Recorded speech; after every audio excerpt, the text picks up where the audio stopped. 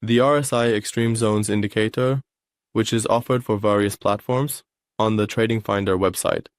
From this section, you can download the indicator file for MetaTrader 4 and MetaTrader 5 platforms and run it on the chart. Additionally, traders can read this page to understand how the indicator works and functions.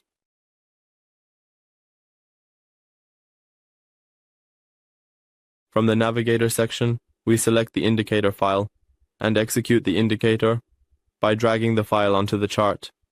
Just make sure to check the Allow DLL Imports option in the Comments section, and then click Confirm.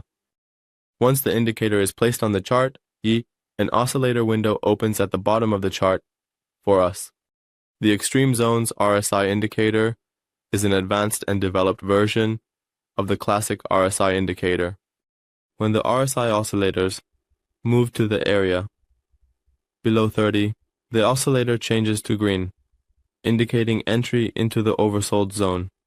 And when the oscillators move to the area above the 70 level, they change to orange, indicating entry into the overbought zone. Additionally, this indicator notifies us of a trading position by sending an upward signal when the oscillator exits its oversold zone. And when the oscillator exits the overbought zone, it displays the oscillator's movement to us by sending a downward signal.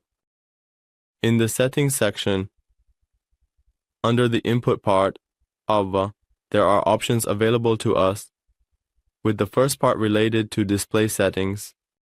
The indicator's dedicated theme or template, which has 3 modes: light theme, dark theme, and custom. By selecting the light option, a light template is applied to the chart, the template that is placed on my chart. By selecting the dark option, a dark template is executed on the chart, and by selecting the custom option, it retains your customized template and only executes the indicator on the chart. The next section is related to the indicator settings.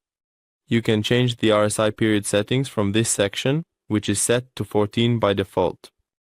You can change the overbought level. You can change the oversold level to your desired amount. You can change the type of indicators based on MQL codes. You can change the distance of the indicators from the oscillator, and finally, you can set the activation or deactivation of alerts when signals are issued from this section. Here, I select the dark template and then click Confirm. Well, friends, the dark template has been applied to my chart, and the indicators are issuing buy and sell signals for me.